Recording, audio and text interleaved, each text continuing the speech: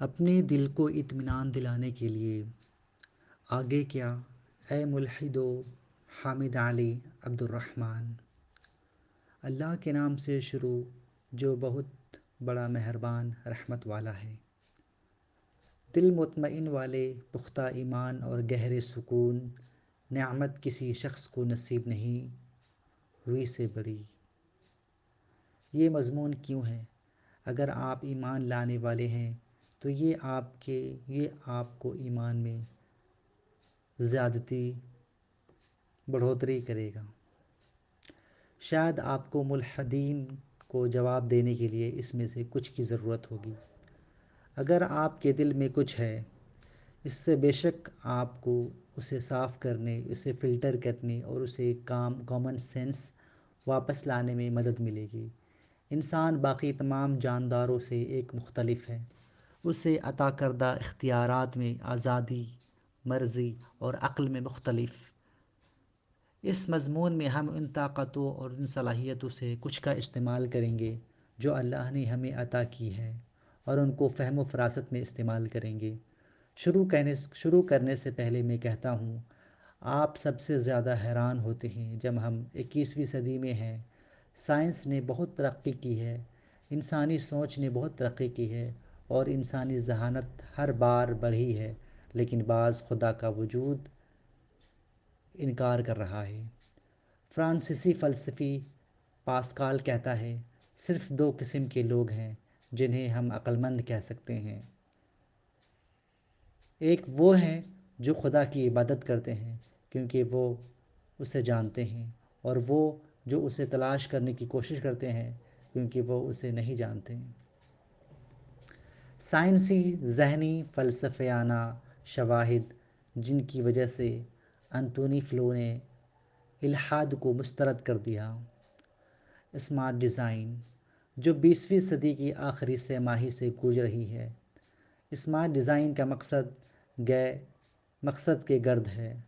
کائنات کی ابتدا اور اس کی ساخت، زندگی اور جانداروں کا ظہور۔ اس میں بہت بڑی پیچیدگی ہے جو اس حقیقت کو یکسر خارج کر دیتا ہے کہ یہ تصادفی طور پر واقع نہ ہوا ہے، اور اس کے پیچھے ایک ذہین، باشعور اور طاقت کا ہونا ضروری ہے۔ ہوشیار، جاننے والا، بڑی طاقت والا ڈیزائنر ہے۔ دماغ کے سفر کی کتاب، ڈاکٹر عمر شریف کے لیے۔ انتونی فلو بھی کہتے ہیں، جدید سائنس نے کائنات کی ساخت میں جس حیرت انگیز پیچیدگی کو ثابت کیا ہے، زندگی کی ابتدا پر حالیہ تحقیق کے علاوہ ایک ذہین ڈیزائنر کے وجود کی نشاندہی کرتا ہے، جو کہ ایک بہت ہی پیچیدہ صلاحیت اور ایک حیرت انگیز کارکردگی کے وجود کو ظاہر کرتا ہے۔ ڈی این اے مالیکیول جو اسمارٹ ڈیزائنر کی ناگزیریت کی تصدیق کرتا ہے۔ سابق حوالہ۔ انتونی فلو فکر، فلسفہ اور الحاد کے میدانوں میں ایک جانا پہچانا نام ہے۔ ان کا شمار جدید دور کے سب سے بڑے ملحدوں میں ہوتا ہے۔ اس نے 80 سال کی عمر کو پہنچنے کے بعد اعلان کیا اور اس بات پر یقین کر چکے ہیں کہ وہاں ایک خدا ہے، اور ایک کتاب لکھی جس کا عنوان ہے ایک خدا ہے۔ اسمارٹ ڈیزائن کا تصور سینئر ماہر حیاتیات، طبیعیات، کیمسٹری اور ریاضی کے سائنس دانوں کے ساتھ فلسفیوں کے ایک گروپ نے اپنایا ہے۔ اگر طوالت کا خوف نہ ہوتا تو میں آپ کو مزید نصوص پہنچاتا جو اس کی تصدیق کرتی ہے۔ ان میں سے کچھ کو ہم اس مضمون میں پیش کریں گے۔ انسان کی ذہنی نشو و نما اسے استنباط، تجزیہ، تنقید اور نقطۂ نظر میں زیادہ ذہین بناتی ہے تاکہ اسے خدا کے وجود کی جسمانی ثبوت کی ضرورت نہ رہے۔ جدید دور کے ملحد ہمیں قبل از اسلام کے پہلے دور کی یاد دلاتے ہیں جن میں لوگوں نے اپنے انبیاء سے خدا کے وجود کے ٹھوس ثبوت مانگے، اس حد تک کہ انہوں نے کہہ دیا، ہمیں خدا علانیہ سے دکھاؤ۔ پچھلے ادوار میں انسان کم ذہین تھے، اور یہی وہ چیز تھی جس نے انہیں خدا کے وجود، ان کے دماغوں، یا یوں کہوں کہہ لے کہ ان کی عاجزانہ ذہانت نے انہیں اس بات کا ادراک نہیں کیا کہ اس کے جسم کے گلنے کے بعد انسان میں زندگی کی واپسی ہوگی۔ ان کے اس کے انکار اور ان کے مادی دلائل کے مطالبے نے خدائے تعالیٰ کو غالب، بابرکت اور برگزیدہ بنا دیا۔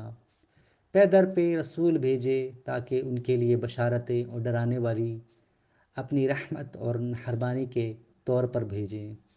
وہ ایک وقت میں یا مختلف زمانے، کیونکہ سارے انسانوں کو اپنی تنگ نظری اور کم نگاہی کی وجہ سے ٹھوس ثبوت کی ضرورت تھی، لہٰذا ثبوت یہ تھا کہ جو آیات جو انبیاء و رسول مادی ثبوت کے طور پر لائے ہیں، جیسے کہ صالح کی اونٹنی، موسیٰ کی چھڑی سلام اللہ علیہ، دسترخوان عیسیٰ علیہ السلام وغیرہ۔ پھر ہم انسانی فکر کی ترقی کو نوٹ کرتے ہیں، کیونکہ یہ ثقافتی اور فطری اعتبار سے ایک فطری نتیجہ ہے اور علم کا ذخیرہ ہے۔ اور ہر نسل اپنی ثقافت اور علم کی تعمیر اپنے سے پہلے والوں کی ثقافت، علم، معلومات اور تجربات پر کرتی ہے۔ پھر علم بڑھتا ہے اور ذہانت میں اضافہ ہوتا ہے۔ اس لیے ہمیں معلوم ہوتا ہے کہ ہمارے نبی محمد صلی اللہ علیہ وسلم ایک فکری لسانی آیت لے کر آئے جو ایک مادی آیت سے زیادہ انسانی ذہانت، فہم و فراست اور ذہانت پر بحث کرتی ہے۔ اس کے علاوہ رسول اور رسول کے درمیان زمانہ بھی تھا۔ ان کی آخری اسلام کے پیغمبر محمد صلی اللہ تعالیٰ علیہ وسلم تھے۔ خدا ان پر رحمت نازل فرمائے۔ اس کی وجہ یہ بھی ہے کہ خدا کے علم میں لوگ زیادہ ذہین اور سمجھدار ہو گئے، اور یہ کہ ان کی ضرورت کسی ایسے شخص کی ہے جو خدا کے وجود تک ان کی رہنمائی کرے۔ خالق کم ہو گیا ہے، اس لیے جو لوگ بعد کے زمانے 20ویں صدی میں خالق کے وجود کا انکار کرتے ہیں، وہ جہالت کی بنا پر اس کا انکار نہیں کرتے، بلکہ تکبر، ناراضگی اور دھوکہ دھڑی کی وجہ سے اس کا انکار کرتے ہیں۔ بہت کم لوگ جہالت کی وجہ سے اس کی تردید کرتے ہیں، اور اسی لیے میں کہتا ہوں ہمارے موجودہ دور میں زیادہ تر ملحد عمر کے لحاظ سے جوان اور علم میں جوان ہیں، اگر وہ سب کے سب نہیں۔ خدا کی عظمت کو ثبوت کی ضرورت نہیں ہے، اور بہت شرمناک بلکہ خدا کے ساتھ آداب کی کمی کی وجہ سے ہے کہ ہم اس کے وجود کو ثابت کرنے کی کوشش کرتے ہیں، کیونکہ یہ مستقل مطلق فرض اور حقائق میں سے ایک ہے، عام فہم اور صحیح دماغ سے ظاہر ہوتا ہے۔ کیا اس دن کو ثبوت کی ضرورت ہے؟ جو خدا کو تلاش کرنا چاہتا ہے وہ اسے پہلے اپنے اندر تلاش کرے، وہ اسے ضرور پائے گا۔ پھر وہ اسے ہر چیز میں، گلاب میں، تتلی میں، بلند پہاڑوں میں، آسمانوں میں، بادلوں میں پائے گا، آئٹم میں، سبیل میں وغیرہ۔ اور کون سے بیرونی ثبوت ہیں جو ہم دروازے سے جاتے ہیں، جو ہم دروازہ سے چلاتے ہیں، میرے دل کی اطمینان دلانے کے لیے۔ یہ ہمارے موضوع کا پیش خیمہ تھا اور مزید دلالات تھے۔ ملحدین اپنے ملحدانہ نظریہ پر انحصار کرتے ہیں کہ کائنات اور زندگی اتفاق سے پیدا ہوئی ہے۔ ایک توسیع کے طور پر یا ڈرون کے نظریہ ارتقاء پر مبنی ہے۔ حقیقت یہ ہے کہ یہ اس کی تحریف ہے، جیسا کہ نظریہ ارتقاء نے خالق کے وجود کا انکار کیا ہے، اور نہ ہی خالق کے وجود کے تصور سے متصادم ہے، بلکہ اس کی تائید کی ہے۔ ان کی تشریح کا خلاصہ نظریہ زندگی ایک تبدیلی کے نتیجے میں شروع ہوئی، اس کے بعد بے ترتیب تغیرات، جس کے نتیجے میں جانداروں کا یہ بہت بڑا تنوع پیدا ہوا۔ بہت سے علماء نے اس تشریح پہ رد عمل کا اظہار کیا ہے اور اس پر تنقید اور تردید کی ہے۔ منطقی اور سائنسی جوابات اور اس پر بہت سی کتابیں اور جلدیں لکھی، اور بہت سے مقالات اور تحقیقیں لکھیں، اور اس پہ کئی لیکچرز اور سیمینارز بھی ہوئے۔ اس کا اتنا مختصر مضمون میں جائزہ نہیں لیا جا سکتا۔ میں نے ان میں سے کچھ کو تمہارے لیے چن لیا ہے، اور وہ کافی ہے۔ میں کہتا ہوں کہ وہ اس شخص کے لیے کافی ہے جس نے اپنے دلی دماغ سے کام لیا اور صرف حق کی تلاش میں رہے۔ اگر ہم ملحدانہ نظریات پر نظر ڈالیں تو ہم دیکھیں گے کہ ان کے درمیان مشترک فرق خواہشات ہیں، اور اسی لیے وہ آزادی کا مطالبہ کرتے ہیں۔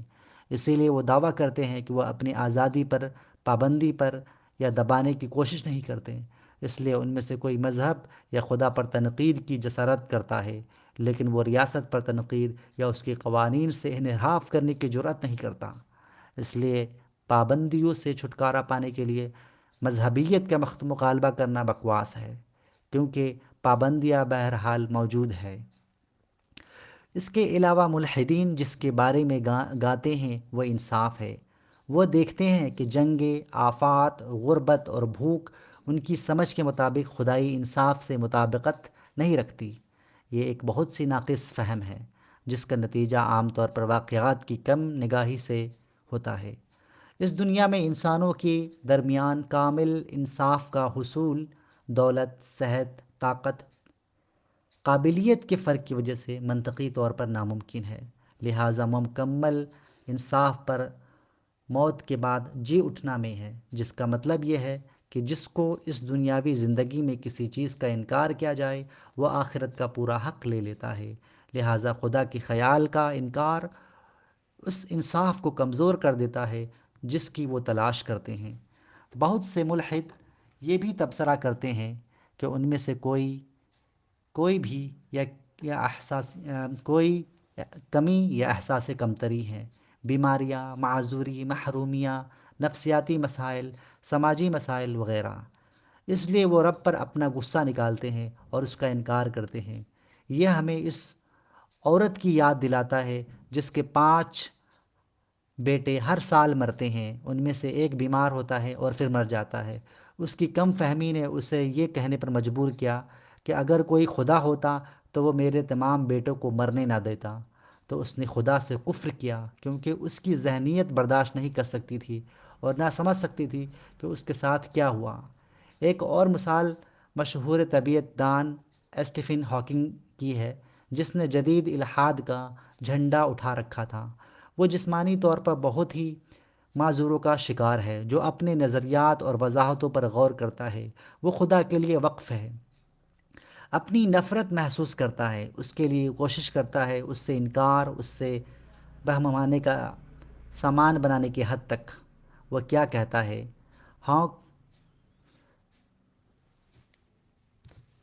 ہانگ کانگ نے ہماری کائنات کی ابتدا اور تخلیق کار کے کردار کو ملتی کائنات کے افسانے سے بدلنے کی وضاحت کی۔ کیا آپ جانتے ہیں کہ ہاکنگ کی کتاب دی گریٹ ڈیزائن میں اللہ تعالیٰ کے خالق کو پہچان اور نیوٹن، آئنسٹائن، میکس پلانک اور فزکس کے دیگر عظیم ہستیوں کی پہچان سے بچنے کے لیے کتنے قیاس حساب کتاب ہیں؟ یہ فرض کریں 500 کائناتوں کی طاقت سے 10 کا وجود ہے۔ یہ بالکل ایسا ہی ہے جیسے ایک ٹوٹی ہوئی گاڑی کو سب سے چھوٹی کیل تک لے جا کر اس کے تمام پرزے آپ کے سامنے رکھ دیں۔ ایک ملحد آپ سے پوچھتا ہے، اس کار کو ترتیب دینے اور اسے اتفاقاً اور تصادفی طور پر کام کرنے کا ریاضتی طریقہ کیا امکان ہے؟ سوال بنیادی طور پر غلط ہے اور جواب ریاضی کے لحاظ سے ناممکن ہے۔ اس کی وجہ سے یہ ہے کہ پرزات اپنے طور پر حرکت نہیں کریں گے سوائے ماہر کرنے والے کے عمل کے، ایک دوسرے کے ساتھ اوورلیپ اور ایک دوسرے کے ساتھ داخل ہوں گے۔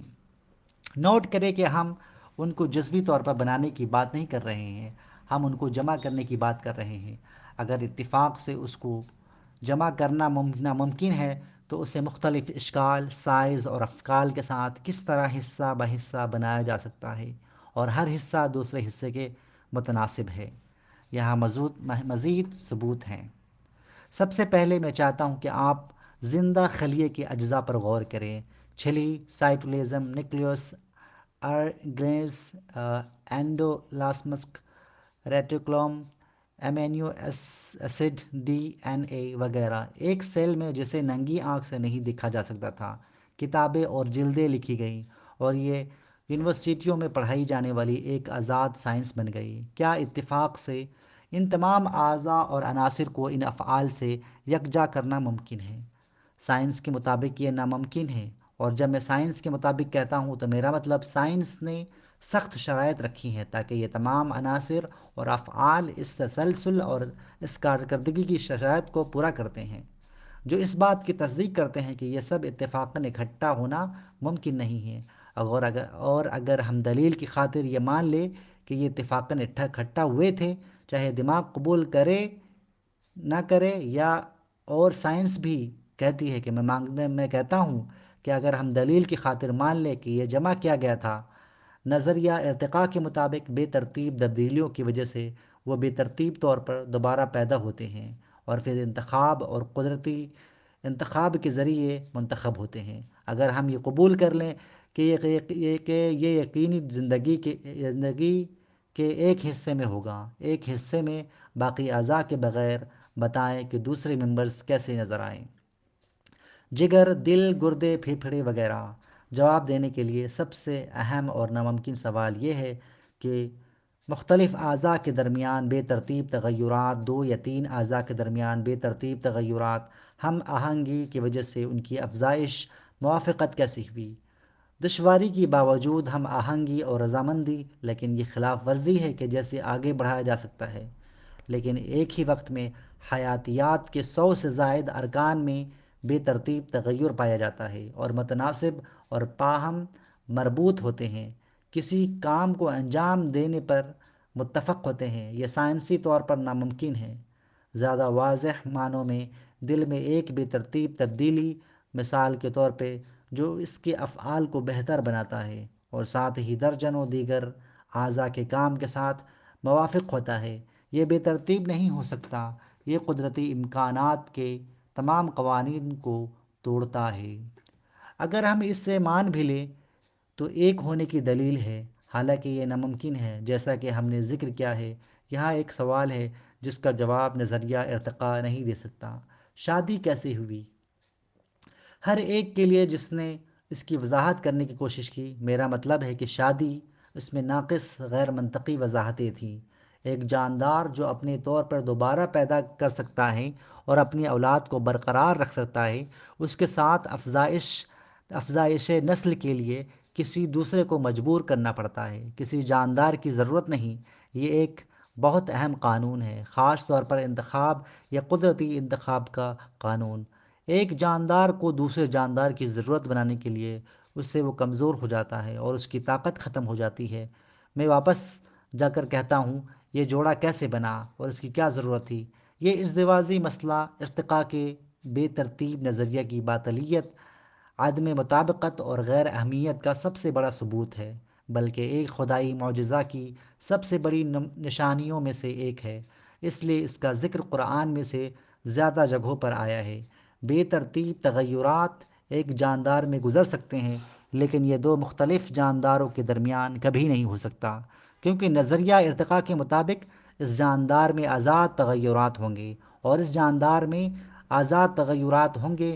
کس طرح دو مختلف جانداروں کے درمیان تغیرات ایک دوسرے کی تکمیل کرتے ہیں، خاص طور پر اہم افعال میں نظام تولید، حمل اور ولادت دیکھیں۔ یہ ہم آہنگی اور یہ نظام بے ترتیب تغیر کا نتیجہ نہیں ہو سکتا۔ مزید برآں، اگر انواع ایک ہی نوع سے ایٹروپوٹین کے ذریعے پیدا ہوئی تو ہم ہر جگہ لامحدود عبوری شکلیں کیوں نہیں دیکھتے؟ اس نظریہ میں جو کچھ کہا گیا اس کے مطابق عبوری شکلوں کی لامحدود تعداد ہونی چاہیے۔ کیا وہ اعضاء اور افعال کے ساتھ مکمل طور پر ترقی یافتہ ہے؟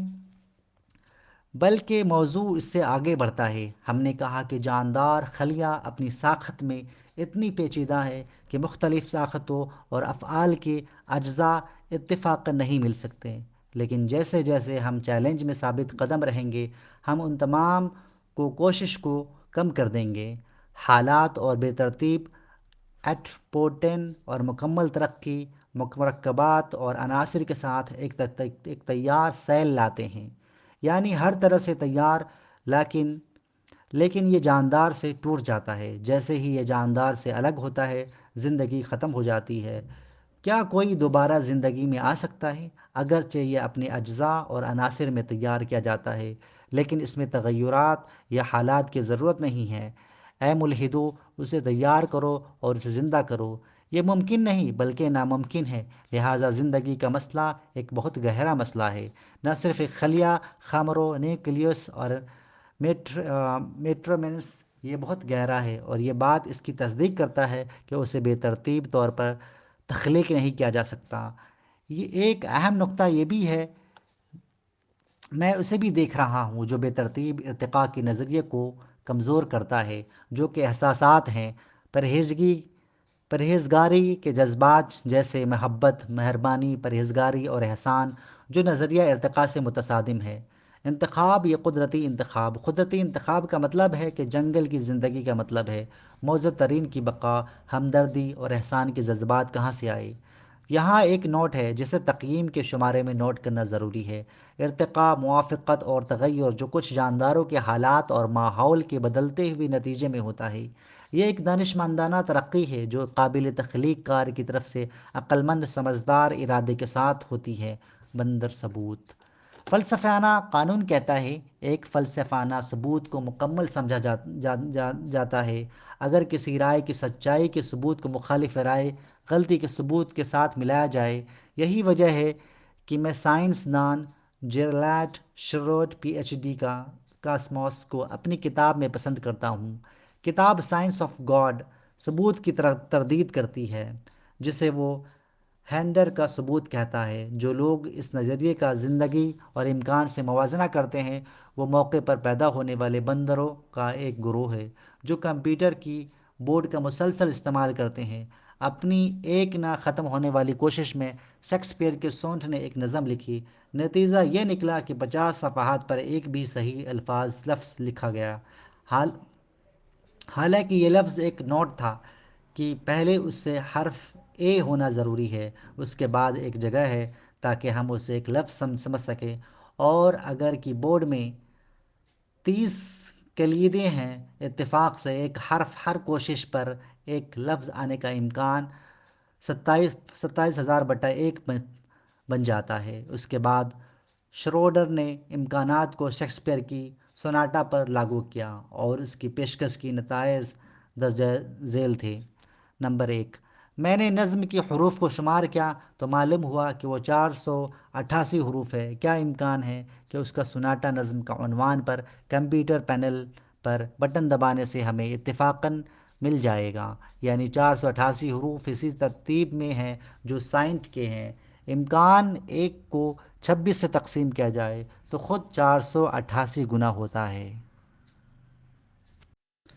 نمبر 2، جو 10 690 کے برابر ہے۔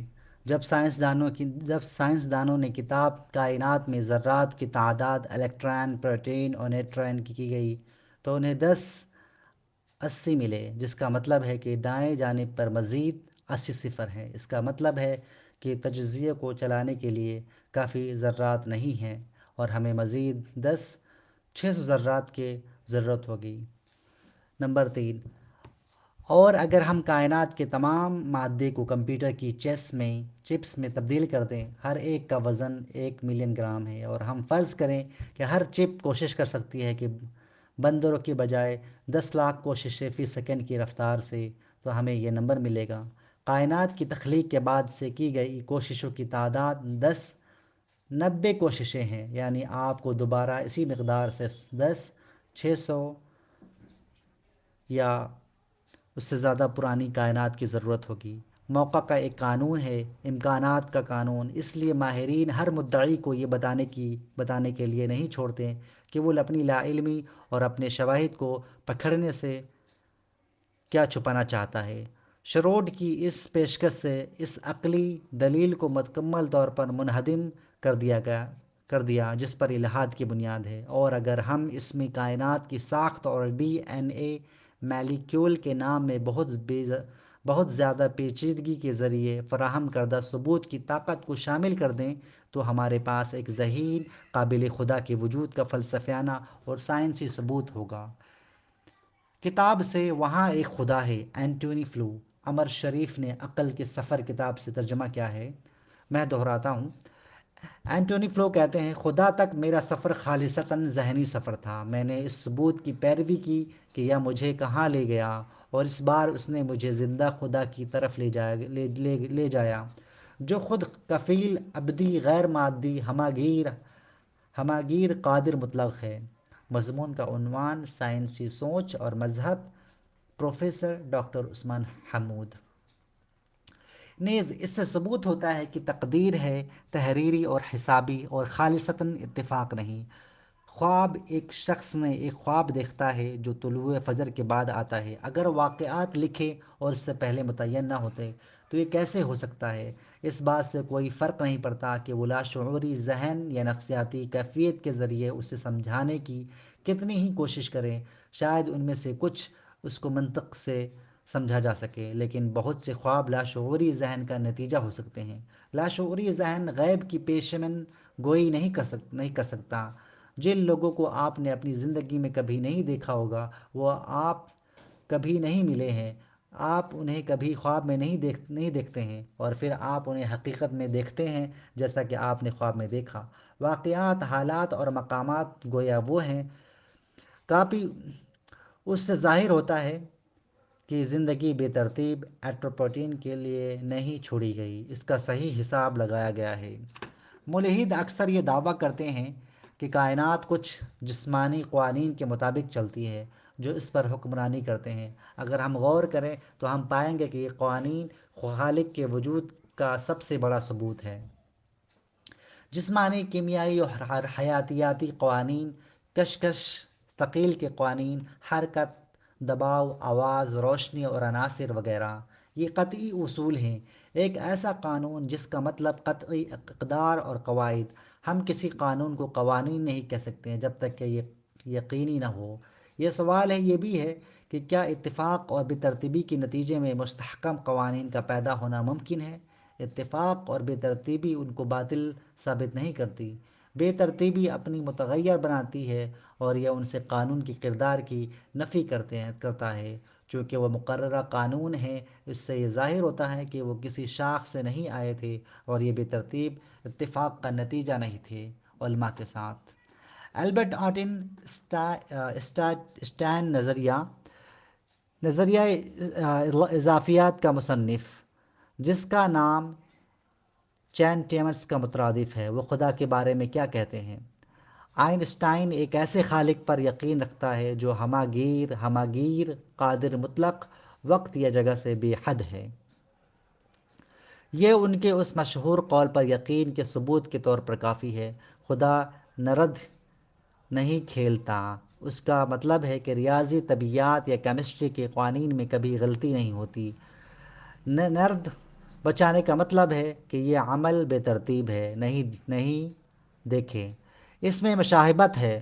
مطلب یہ کہ اللہ تعالیٰ کے اس کے قول کے ساتھ ہم نے اس آسمان و زمین اور اس کے درمیان کھیلنے والی چیزوں کو پیدا نہیں کیا۔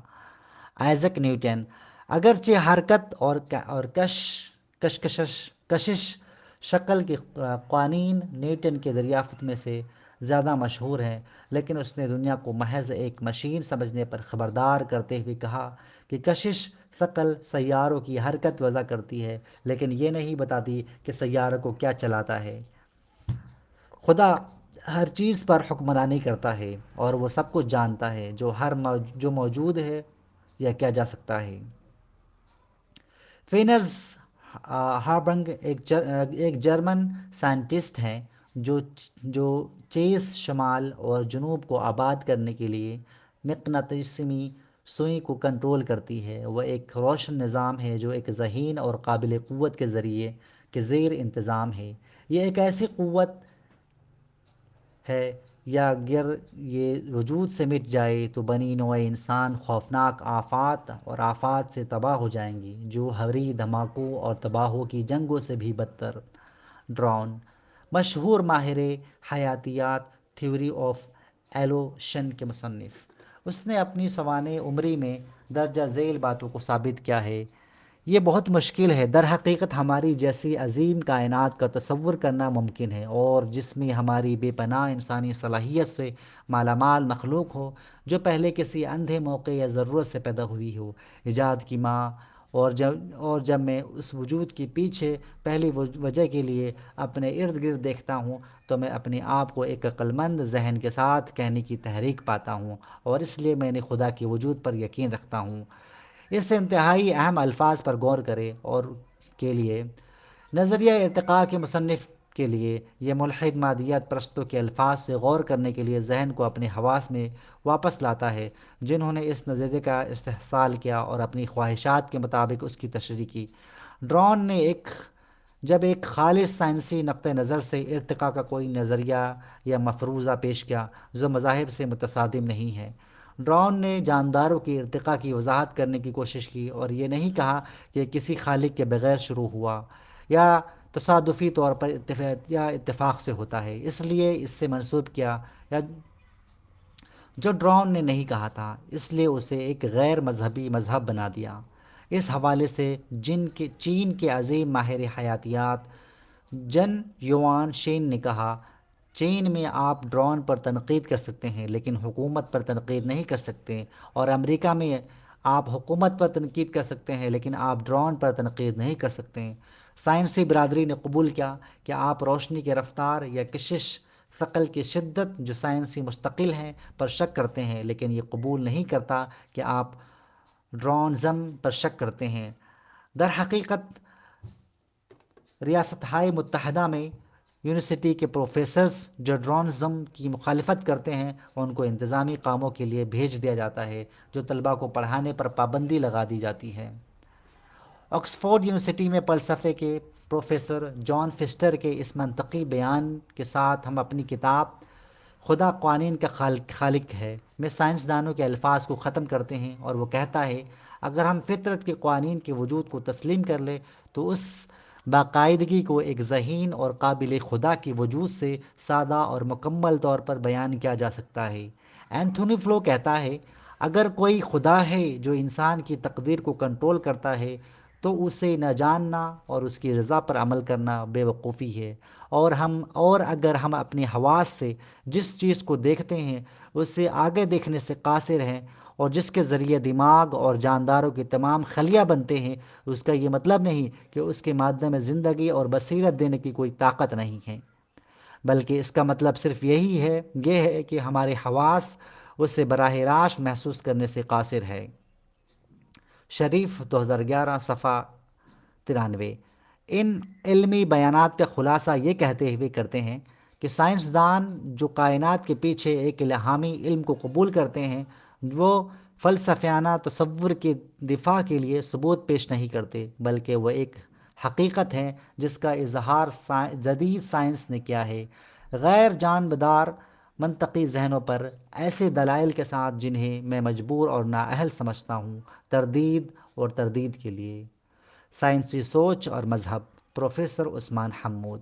اور ابھی تک پیارے دوستوں، میں نے اس مضمون پر بہت زیادہ مواد جمع کیا تھا، لیکن میں نے مختصر ہونا پسند کیا، خاص طور پر کیونکہ یہ ایک بہت ہی معنی بیان کرتا ہے اور اسی سچائی کی تصدیق کرتا ہے۔ میں نے اپنے آپ کو بتایا کہ جو پچھلے ثبوت کے باوجود اس کا ظاہر کرنا ہونا متکبر ہے، علم کی تلاش نہیں کرتا اور سچائی کی تلاش نہیں کرتا، اور اس کے لیے ہچکچاہٹ کام نہیں آئے گی۔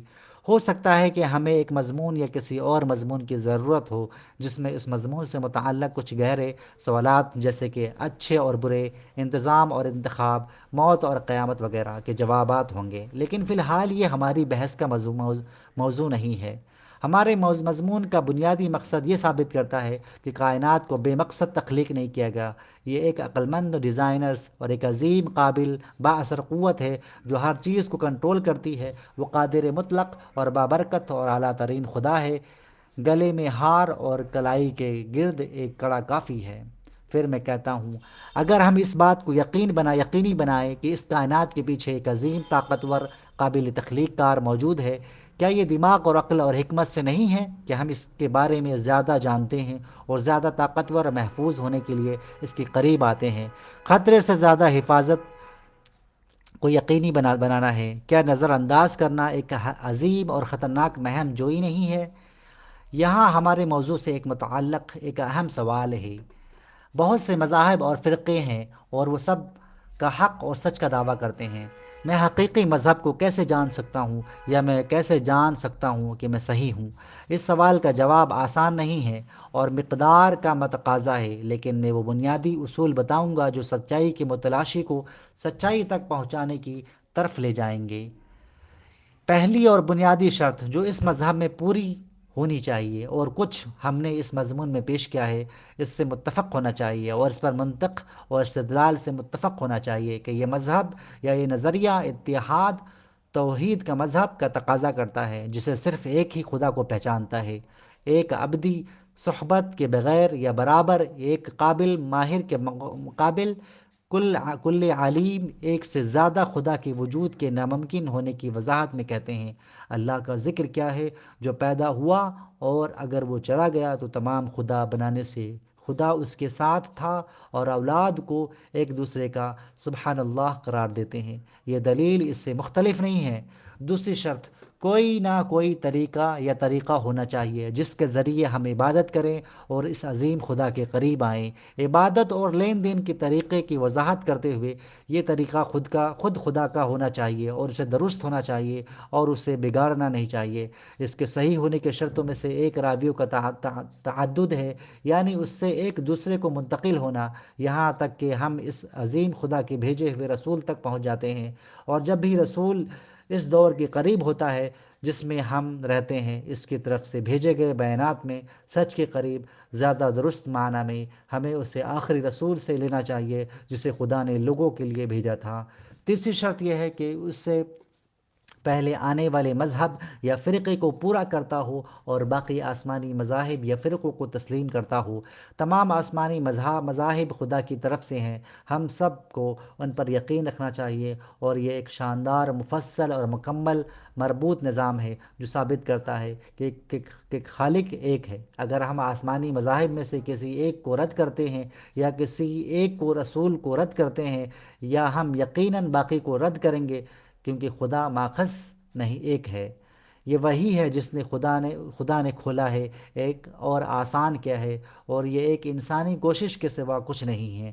اور اگر آپ نیکی کرتے ہیں تو یہ خدا کی طرف سے ہے اور خدا کی کامیابی کے ساتھ، اور خدا کو تکلیف اور اگر آپ کو تکلیف یا نقصان پہنچا ہے تو یہ میری اور شیطان کی طرف سے ہے۔ تحریر کردہ حامد علی عبد الرحمن الحامد الغامدی، آل حامد الغامدی۔